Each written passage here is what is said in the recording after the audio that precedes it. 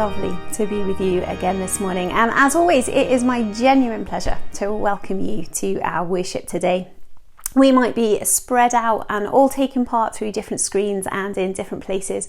We might be on our own or with our family, but you know, each one of us is welcomed and loved by the Lord Jesus Christ. By him we are united together in love by the power of his Holy Spirit.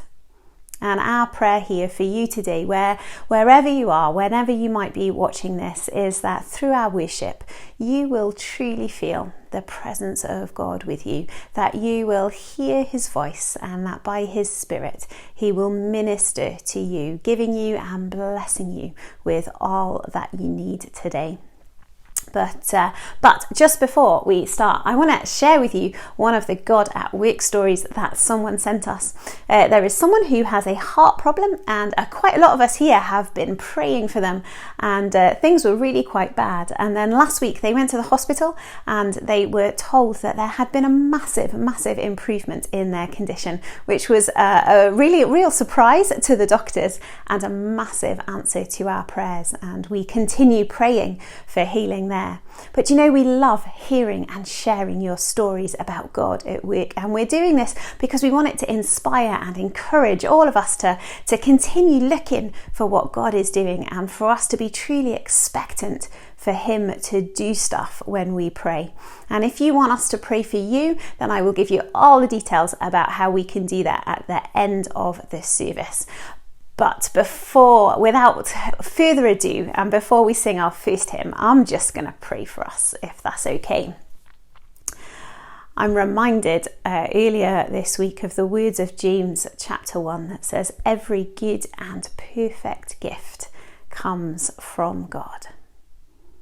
Father God, we just want to thank you today. We thank you that you are an unchanging God. We thank you that your love is our constant source of life and of strength. Thank you that you are our provider, that every gift and good things we have comes from your hand. And Father, as we gather together for worship today, we just want to proclaim that again. We want to proclaim that you are an awesome God.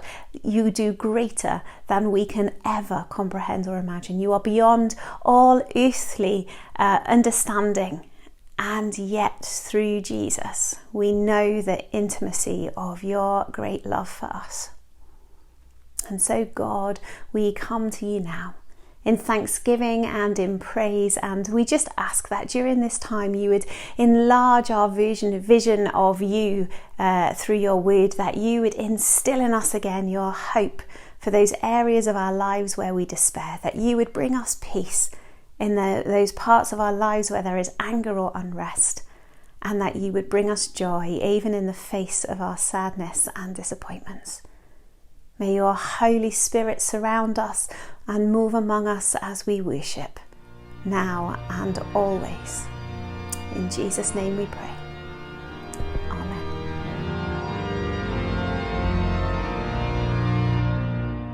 Lord, please take the sight is glorious, see the man of sorrows now, from the fight returned victorious, every knee to him shall bow.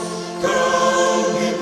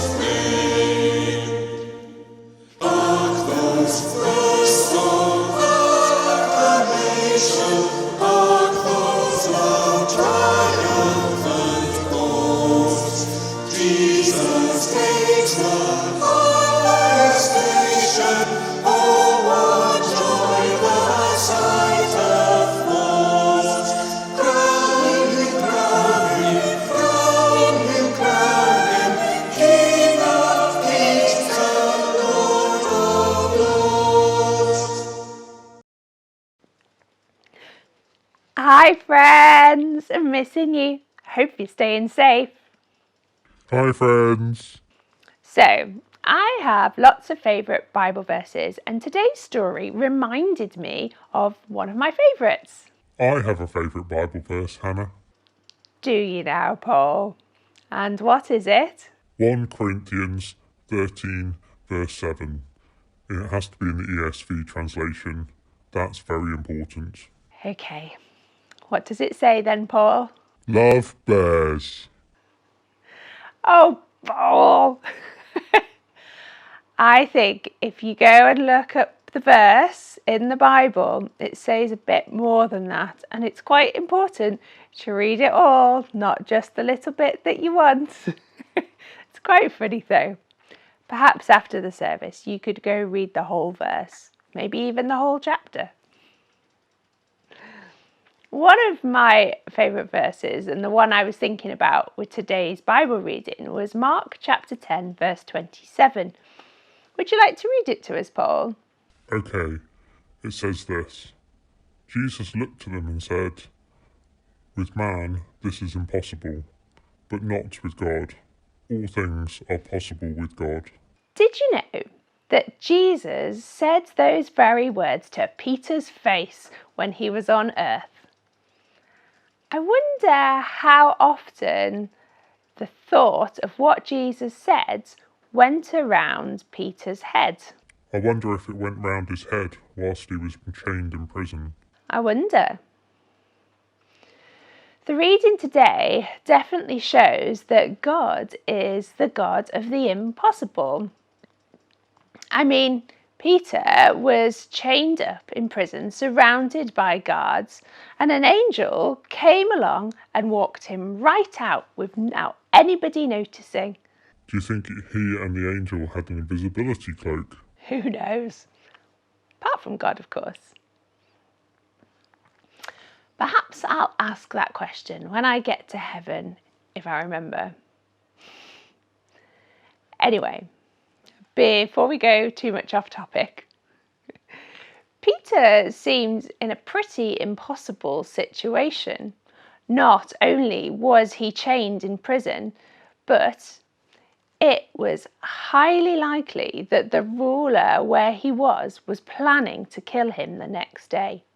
I wonder if you feel in an impossible situation. Maybe you're stuck in a situation you don't know how to get out of. Like a difficult job or friendships that are not helpful. Maybe you're ill, or you know someone that is ill. Perhaps you could make a paper chain or draw some chains on a piece of paper. Maybe even through the next worship song. As you draw or make, you could pray about the situations that you feel stuck in and tell God about them. Tell God how you feel and maybe even tell him that it feels impossible. Then, once you've prayed, rip the chain up as a way of saying to God, God, you know about this now. It's in your hands. We'll be praying for you too, as we know you might have to wait for an answer, and that can be hard. Let's pray, Hannah. Good plan, Paul. Dear God, thank you that you are the God of the impossible. You can help people to break out of prison. You can make angels appear. You can make sick people well. Speak peace into troubled situations. Please, God, by the power of Jesus' name, be at work in our friends' situations, no matter how impossible they feel. Amen.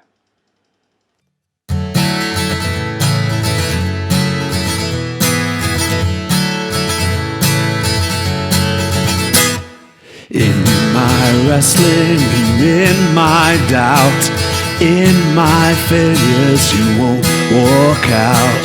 Your great love will lead me through. You are the peace in my troubled sea. Oh, you are the peace in my troubled sea. In the silence you won't let go. In the questions your truth will hold. Your great love will lead me through.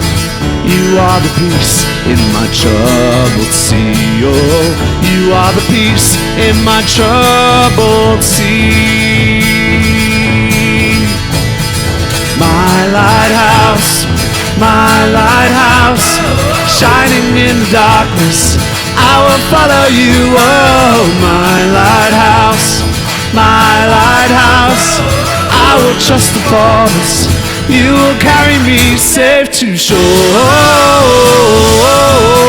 safe to shore, safe to shore, safe to shore. I won't fear what tomorrow brings. With each morning I'll rise and sing. My God's love will lead me through. You are the peace in my troubled sea. Oh, you are the peace in my troubled sea. My lighthouse, shining in the darkness, I will follow you. Oh, my lighthouse, I will trust the promise. You will carry me safe to shore, safe to shore, safe to shore, safe to shore. Fire before us, you're the brightest. You will lead us through the storms. Fire before us, you're the brightest. You will lead us through the storms. Fire before us, you're the brightest. You will lead us through the storms. Fire before us, you're the brightest. You will lead us through the storms.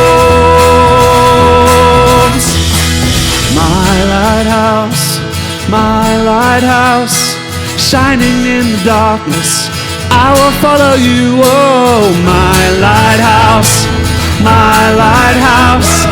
I will trust the promise. You will carry me safe to shore, safe to shore, safe to shore, safe to shore. The words of the prophet Micah say this. They say, "Who is a God like you, who pardons and forgives the transgressions of the remnant of his inheritance? You do not stay angry forever, but delight to show mercy. You will tread our sins underfoot and hurl all our iniquities into the depths of the sea." Those are some powerful words, but they describe the type of forgiveness that is there for each one of us because of the death and the resurrection of Jesus. And so now, shall we come together before God and in faith confess our own failings and shortcomings to God? Merciful God, we humbly admit that we need your help. We confess that we have wandered from your way. We have done wrong, and we have failed to do what is right.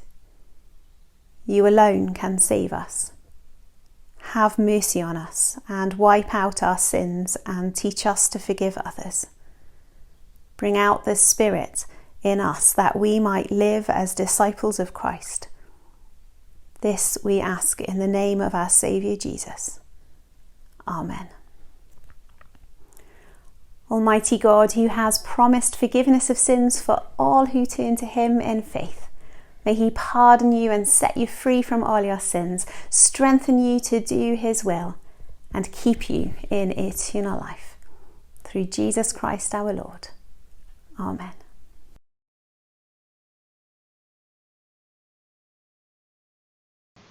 Today's reading is from Acts chapter 12, verses 1 to 19. It was about this time that King Herod arrested some who belonged to the church, intending to persecute them. He had James, a brother of John, put to death with the sword. When he saw that this met with approval among the Jews, he proceeded to seize Peter also. This happened during the festival of unleavened bread. After arresting him, he put him in prison, handing him over to be guarded by 4 squads of 4 soldiers each. Herod intended to bring him out for public trial after the Passover. So Peter was kept in prison, but the church was earnestly praying to God for him. The night before Herod was to bring him to trial, Peter was sleeping between 2 soldiers, bound with 2 chains, and the sentries stood guard at the entrance. Suddenly an angel of the Lord appeared, and a light shone in the cell. He struck Peter on the side and woke him up. "Quick, get up," he said, and the chains fell off Peter's wrists. Then the angel said to him, "Put on your clothes and your sandals," and Peter did so. "Wrap your cloak around you and follow me," the angel told him. Peter followed him out of the prison, but he had no idea that what the angel was doing was really happening. He thought he was seeing a vision. They passed the first and second guards and came to the iron gate leading to the city. It opened for them by itself, and they went through it. When they had walked the length of one street, suddenly the angel left him. Then Peter came to himself and said, "Now I know without a doubt that the Lord has sent his angel and rescued me from Herod's clutches and from everything the Jewish people were hoping would happen." When this had dawned on him, he went to the house of Mary, the mother of John, also called Mark, where many people had gathered and were praying. Peter knocked at the outer entrance, and a servant named Rhoda came to answer the door. When she recognized Peter's voice, she was so overjoyed she ran back without opening it and exclaimed, "Peter is at the door." "You're out of your mind," they told her. When she kept insisting that it was so, they said, "It must be his angel." But Peter kept on knocking, and when they opened the door and saw him, they were astonished. Peter motioned with his hand for them to be quiet, and described how the Lord had brought him out of prison. "Tell James and the other brothers and sisters about this," he said, and then he left for another place. In the morning, there was no small commotion among the soldiers as to what had become of Peter. After Herod had a thorough search made for him and did not find him, he cross-examined the guards and ordered that they be executed. Kai is going to come and he's going to speak to us now, but before he does, I wonder, would you just join with me as I pray for him? Father God, we want to give you thanks for Kai and give you thanks for the words that you have given to him to speak to us today. We ask, Lord, that by your Holy Spirit at work amongst us, that you would take Kai's words and you would use them to speak powerfully to us, that we might hear your voice, that we might be challenged by your ways, and that we would be drawn closer to you as we seek to be your disciples. Amen. On the 8th of August 1974, President Richard Milhous Nixon sat in the Oval Office of the White House and announced to the people of the United States and in fact the world that he was resigning the presidency effective of noon the next day. It was one of the most dramatic moments in American history, if not world history. Not too many presidents had resigned their position, especially not ones who were caught up in a scandal like Watergate. The next day, just before he left the White House, he gathered his staff together, all who worked for him, be they great or be they small, and gave a speech as a parting gift. And in that speech, he thanked them for their hard work. He told them of the incredible things that they had managed to achieve while he was in office. And understanding that they would face difficulties in the future, suspicion perhaps that they too were caught up in this Watergate scandal, or that just by knowing him, people would attack them. He said to them, "Remember, there are those who will try to hate you, but those who hate you never win unless you hate them back. And then you destroy yourself." I've always loved those words, and perhaps it is the sign of a man who's lost everything, the honesty that he has there. But there can no denying that those words had a great power then, and when we think about it, they still do now.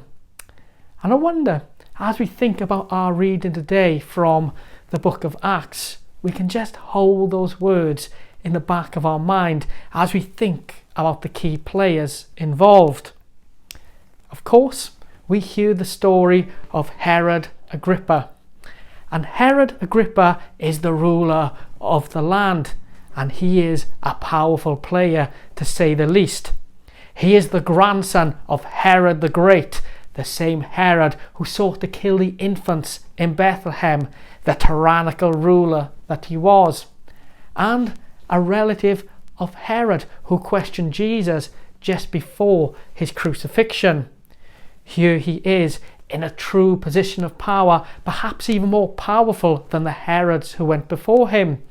He was a personal friend of Caligula, the Roman Empire, so indeed not someone to be trifled with. So when he sees this new church, these Christians, what he perceived to be a cult of Judaism, coming forth and really making their mark in the world, he thought something has to be done. And indeed he acts, and he acts without mercy. He puts to death James, the son of John, and he imprisons Peter, ready to be executed. The rest, as they say, is history. As we read on and see what happens, he never got an opportunity to put Peter to death, because by the power of the Holy Spirit, Peter escaped prison. He went to the house of some fellow Christians who couldn't believe that this thing had happened. They were so shocked that as he stood at the door looking to them, they even slammed the door shut, not knowing what to do, thinking perhaps he was an angel. There was no great commotion, as the word says, and Peter had to motion with his hands to keep them silent because it was so great, and he didn't want to attract attention to them. From there, Peter goes on to keep telling people about Jesus, doing the work of a missionary and seeing the kingdom of God continue to flourish and the kingdom of God continue to grow. But I think what he doesn't do is just as interesting, because this is what he could have done. He could have got out of prison, gone to the house and said, "Right then, boys, girls, let's get an army together. Herod thinks he can march us about. Well, he can't. If he wants a war, he's got a war. Get your clubs, get your swords, get all your weapons. We are marching on Jerusalem and we're going to take them out. And we won't take no for an answer. We're going to stand our ground. We want religious freedom. We want parity. Let's start a revolution." He could have done that, and he would have been within his rights to do it, but he didn't. He wanted to continue only telling people about Jesus and the good news that Jesus brings. Anger, hatred, malice, revenge, it wasn't part of what was happening for him or for anyone else. Herod never even got a sniff, never even got a mention. It was all about Jesus. Then we look at Herod. The opposite happened. Herod was outraged that Peter had escaped prison, and he was so outraged that he even put to death the soldiers who were guarding him. He could not believe that this thing could happen, and the Christian church continued to be persecuted. Two men, two very different responses, one of hatred, one of anger, one of negativity, and the other of compassion, love, and positivity. Now what's interesting is, for much of history and Jewish history, Agrippa is remembered as a very good, powerful, dynamic ruler, a defender of the people, because he really thought he was doing good by putting these people to death, and so many other people clearly loved him for it. They loved the anger and the reaction and the no mercy. But the true winner was always the church, who acted in love and positivity. And I guess my question for us today is, if we could choose a side, what side would we be on? Would we be on Herod's side of anger, or would we be on Peter's side of love? Would we be on the side of the legacy of Herod, of anger throughout the generations, or the legacy of Peter, which came from Jesus, of love? They are two very different approaches to everything. And it speaks a lot about the legacy that we pass on, that Herod is this way and Peter's this way. But it also shows what truly wins the day. And it isn't anger. And I think for us, right here, right now, today, this is a real challenge. Because I don't know if you've noticed, but we live in a very angry world. A world which is ravished by strong opinions, by revenge, by holding grudges, perhaps not even forgiving people. A world which is dominated by wanting to get that revenge and cause pain on anyone who hurts us. And it is not the way of the Lord. If you don't believe me, have a scroll through a lot of social media. Have a look at an online newspaper and see the comment section. Have a look how much anger is out there. Get in a car, drive around, spend some time, see how much beeping goes on, how much anger is seen by people. We live in a naturally angry world. But as I say, it is not the way of the Lord. And I know some people will say, well, that's just a reaction to the world that we live in right now. COVID has changed everything. Everyone is frustrated. You've got to get that frustration out somewhere. But actually, this has been with us since before COVID. If we look at some of the big things that have happened, even in our last 5-10 years, we've seen divisive thing after divisive thing. We've seen Brexit and all the pain that was caused there. We've seen various political movements and the pain that's been caused there. We've seen firm opinions caused on social issues and the kind of country, in fact, the kind of world that we want to live in, what's acceptable and what's not. We've seen pain and division everywhere. And where this pain and division is, the anger is there also. And that anger is sometimes justifiable. When you feel angry, for a moment it can feel good. It can feel like you give you a bit of release. It can make you feel like you're doing something. It can make you feel like you're taking a stand. And if you hold a grudge, you are taking a stand against those who wrong us. But in the long term, it causes no good. As we see in this legacy of Herod, pain and anger leads to pain and anger, which leads to destruction. But as we see in the legacy of Peter, which comes from Jesus, love, compassion, goodness, all the fruit of the Spirit, in fact, leads to the growing of the kingdom of God. It is so tempting to be angry. It is so tempting to focus on what is wrong. And though there is a space for righteous anger, and that is something else, it is so easy to be taken up into the way of the world and the anger that comes. And that is true for me, it is true for you, it is true for all of us. But when we see this reading today, we can see how the Lord operates and how he does things differently. And I guess my challenge to all of us today is, when these situations come up that make us angry, let us be quick to forgive. Let us be quick to love. Let us be quick to say sorry where we need to be sorry. Let us seek to move in the ways of our Lord Jesus Christ. Let us follow the example of Peter in this reading and not focus on what is negative, but focus on what is positive. Focus on growing the kingdom of God.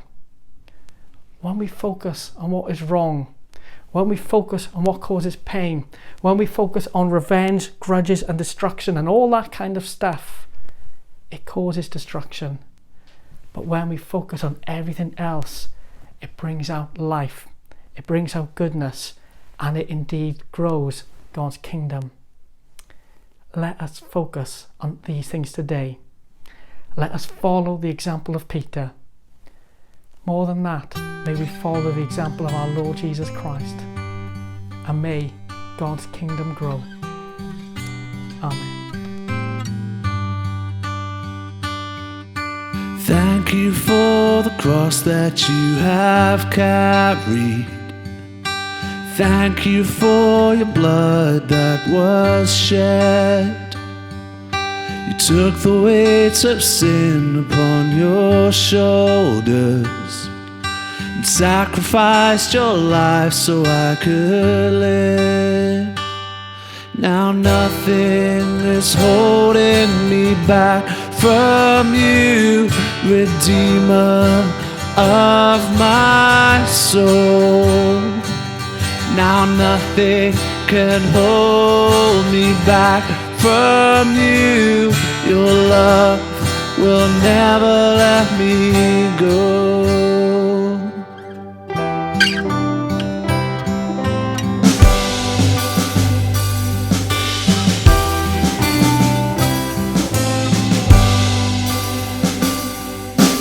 Thank you for your death and resurrection. Thank you for the power of your blood. And I am overwhelmed by your affection, the kindness and the greatness of your love. Yeah, the kindness and the greatness of your love. Now nothing is holding me back from you, Redeemer of my soul. Now nothing can hold me back from you. Your love will never let me go. Now nothing is holding me back from you, Redeemer of my soul. Now nothing can hold me back from you. Your love will never let me go. Oh Jesus, you make all things new. Oh Jesus, you make all things new. Oh, your mercies are new every morning. Oh Jesus, you make all things new. I'm a hopeless situation. Oh Jesus, you make all things new.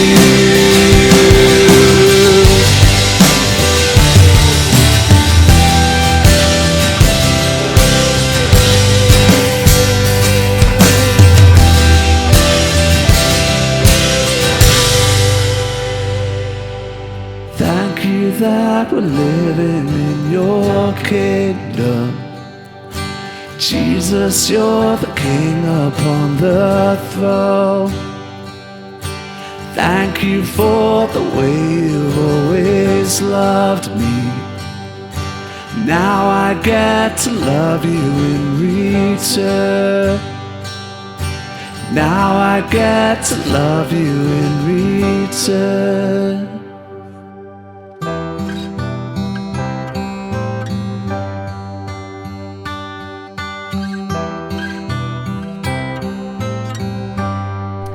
In 1962, an attempt was made by 3 prisoners to escape the prison island of Alcatraz off the coast of San Francisco in the USA.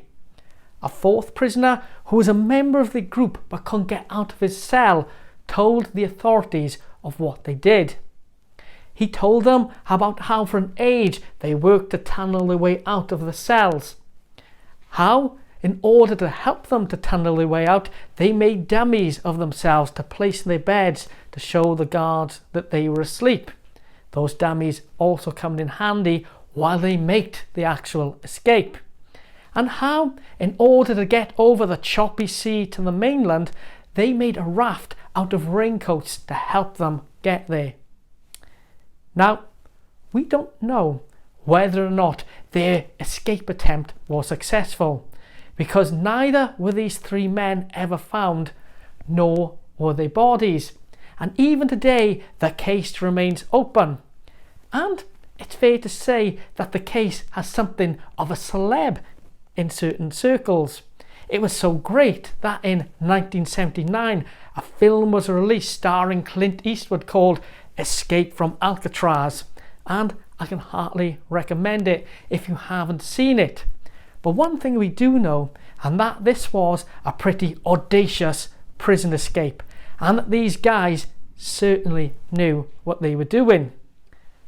But despite the fact that these were clearly some of the most gifted people at escaping prisons that have ever lived, surely they would have struggled to escape the prison that Peter was placed in our reading today.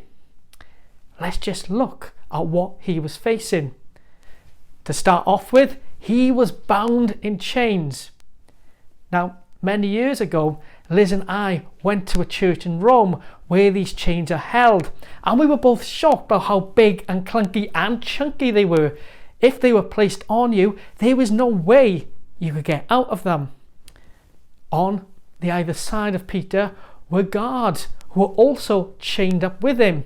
So if Peter could do the impossible and slip those chains, he'd have these guys to contend with. But even if he managed to slip the chains and get rid of them too, there were other guards by the door watching him all the time, so there was no way he could get out. They would stop him even if he got that far. But as we know in the reading, Peter did indeed get that far, and it had nothing to do with his skills as a escapologist. He was blessed by the Lord, and God's Spirit fell in the cell that day, and the chains came off. He was set free. God's glory shone, and that was greater than anything else that could have been, and anything else that could have been done. And this was such an inspirational story that it was told throughout the land. It was told amongst the church, and word got out of this miraculous escape from prison. Peter was set free, and everybody was full of rejoicing, other than Herod Agrippa and those poor soldiers. And this reading today got me thinking a lot about the miraculous, yes, and this incredible escape, yes, and how nothing is impossible for God, yes, but also about all those who are captive and prisoners as well. Now, in the calendar of the church, we are still in the season of Easter. Next week it's Pentecost, and the whole thing continues. But in the season of Easter, for these 7 weeks, every day we are encouraged to pray for those who are captive and in prison, and pray that they would be free, that they would meet the Lord, that they would be set free in their hearts, and well, the Lord would meet their needs. And it got me thinking a lot about the different ways in which people can be imprisoned. Of course, there are people who are held in prison, people who are not free, people who need to meet the Lord. I was thinking not that long ago about when I worked in Cardiff Bay, and I had to drive past Cardiff Prison, and every day the Lord prompted me to pray for that place and everyone within. And actually, how we are called to pray for all people who are imprisoned, and whether those people are guilty, whether they are innocent, whether they are persecuted or something else, that's not for us to judge. We should lift them before the Lord and pray his blessing upon them. But it also made me think of people who are imprisoned by other things.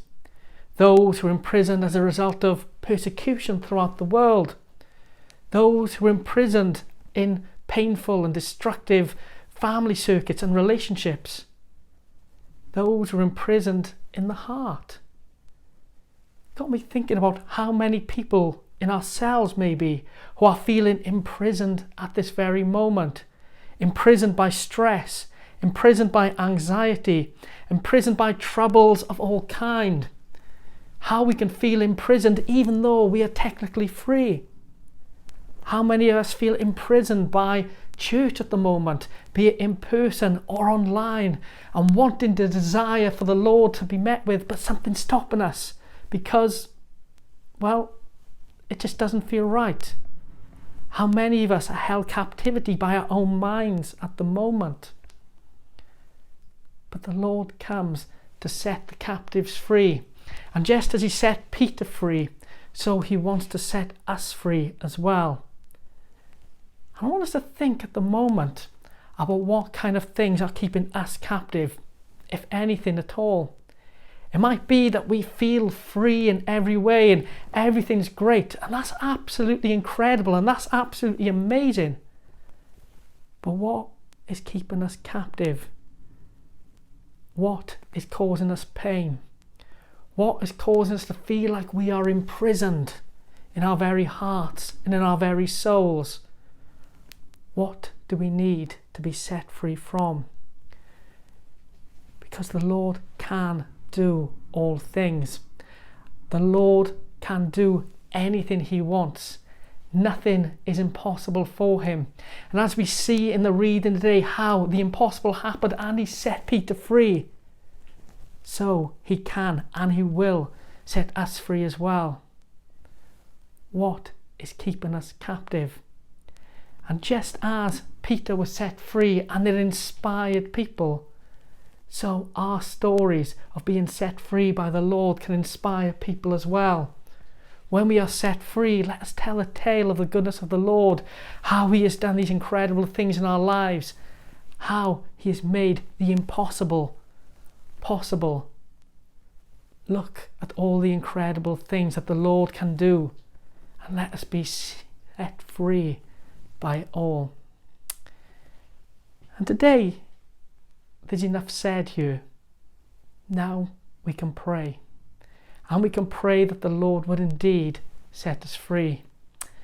And I wonder where you are, if you would like to pray as well, if you feel like you are in captive to something, whatever it is. And whether that's something you want to share with somebody else or something you just want to share with the Lord, that doesn't matter. Let's pray. And as we pray, let's get that image of Peter bound in chains with soldiers all around him and how impossible it feels. And perhaps relate to that for how that might feel for us right now. So Father God, we thank you that you can do all things. We thank you that you set the captives free. We give thanks that you are willing to set all people free in your name. And we lift you now those who are captive in the many different ways there are. We lift you those who are physically in prison now. And we pray your blessing upon them. Bless the captives and prisoners, we ask of you. But we lift to you the things that keep us captive as well. The things that cause us pain, stress, anxiety, the things that trap us, perhaps the sins that we keep going back to, the things that cause us angst of every kind, the things that feel us bound in chains. And we pray now, by the power of your Spirit, we will be set free. We pray that those chains will be broken. We pray that the guards would depart. We pray that you would send your angels to lead and guide us. We pray that we would be set free. We pray that your light would shine, and we pray that your Holy Spirit would fall upon us. Come, Lord Jesus, set us free, we ask of you now. Set us free and let us praise your name. And let us tell the story of what you are doing, that you are indeed setting us free. Come, Holy Spirit, and bless us where we are now. Bless us where we are now. And Lord, let us just feel the power of your Spirit come upon us. May the Spirit of the Lord fall upon us now where we are. May we be set free in your name. For in the name of Jesus we pray. Come, Holy Spirit. Amen.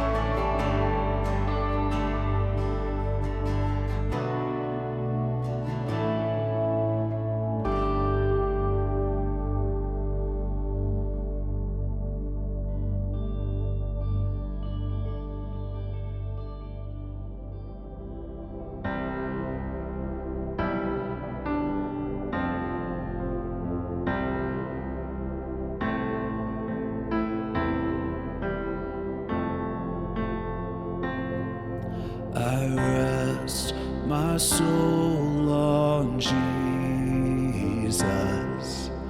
when the mountains shake. I put my trust in Jesus, the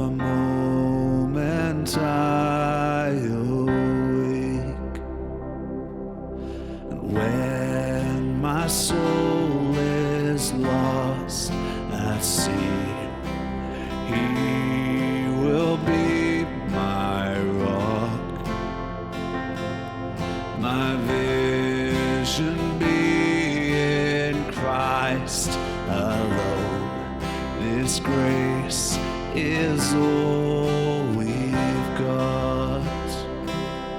His love is like the mighty ocean. His love for me will never stop. Oh, his arms are strong enough to carry me through it all by the grace of God. So high upon his shoulders, safely brought this far. Helper of my helpless soul, the King of broken hearts. His love is like the mighty ocean. His love for me will never stop. And oh, his arms are strong enough to carry me through it all by the grace of God.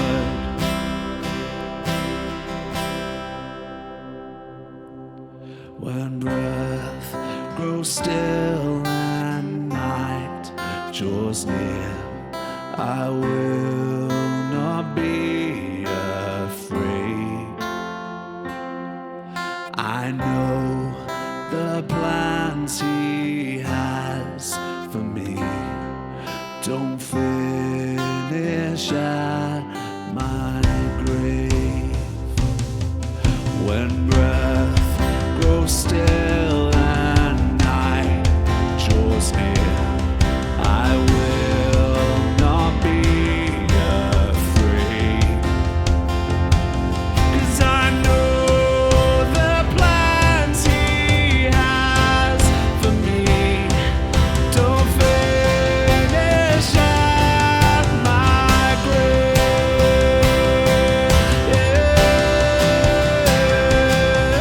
His love is like the mighty oceans. His love for me will never stop. And oh, his arms are strong enough to carry me through it all by the grace of God. And his love is like the mighty ocean. His love for me will never stop. And oh, his arms are strong enough to carry me through it all by the grace of God.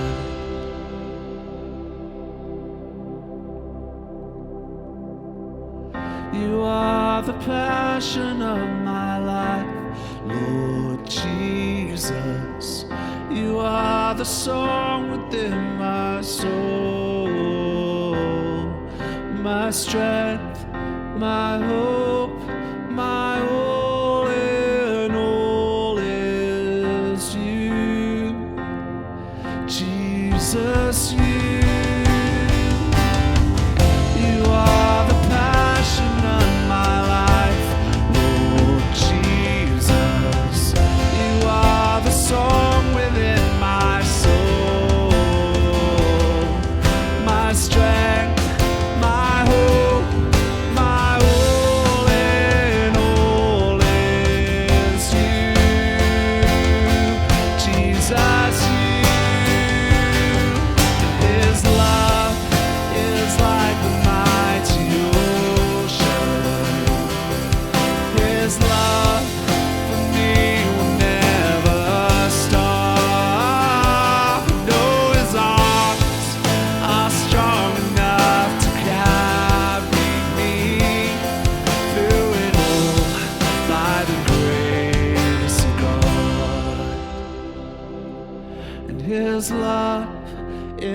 like the mighty ocean. His love for me will never stop. And oh, his arms are strong enough to carry me through it all by the grace of God. Well, it has been so lovely to be able to worship with you today. We are so glad that you chose to join us, and we pray that you have been able to meet with God and to hear from him today. If you're watching us live on a Sunday morning and you would like somebody to pray with you over Zoom, then some of our prayer team are ready and waiting to do just that for you right now. They are going to be there till about 1:45, and all you have to do is send us an email to office@stmikes.net and we will send you the codes. It is safe, it's confidential, and it's private. Do you know, it'll just be you and a couple of guys from our team. So if you would value prayer, please don't just sit there thinking about it. Go on, send us that email and let us pray for you. It would be our privilege. If it's not Sunday, then you can email us your prayer requests to prayer@stmikes.net and we will get praying for you that way too. Or if you'd like to chat with one of us or arrange a time for us to pray for you, then please do give the office a call on the number below in the week and we will sort that out for you. There are loads and loads of ways in which you can connect with us here in Aberystwyth. So please do keep an eye on all of our social media and on our website, where you'll find details of what's going on each week. All the information on how you can give financially to the work of the churches here is also on our website. We've gone tech savvy, so you can even give by text now, and we're going to put the number that you need for this in the comments to this video too. This week as an LMA, we in particular, we are joining with the Thy Kingdom Come, and so we're meeting every evening on Zoom at 7 p.m. for a short reflection and a prayer time in which we are simply praying that we would see God's kingdom come, and that we would see hearts and minds tuned towards God, and that we would see lives truly transformed by him. And we would love you to join and come and pray with us. And if you'd like to do that, then you can sign up using the link that is going to appear in the comments below, and we will send you the Zoom code that you need. And last but by no means least, tonight you are welcome to join us back here for our evening service, the 6th at 6 o'clock. We're continuing with our Risen series, and tonight we're going to be looking at the final words that the risen Jesus gave to his disciples in his Great Commission. But now as we head out into this new week, let's do so with God's blessing. It is for freedom that Christ has set us free. Therefore, may we live with boldness, courage and conviction. May we love freely, give generously and pray passionately. And may we entrust all that we are to God, to whom we belong. And the blessing of God Almighty, the Father, the Son and the Holy Spirit be with you and all those that you love and pray for, now and always. Amen. Take care, have a good week, and we'll see you soon. Bye-bye.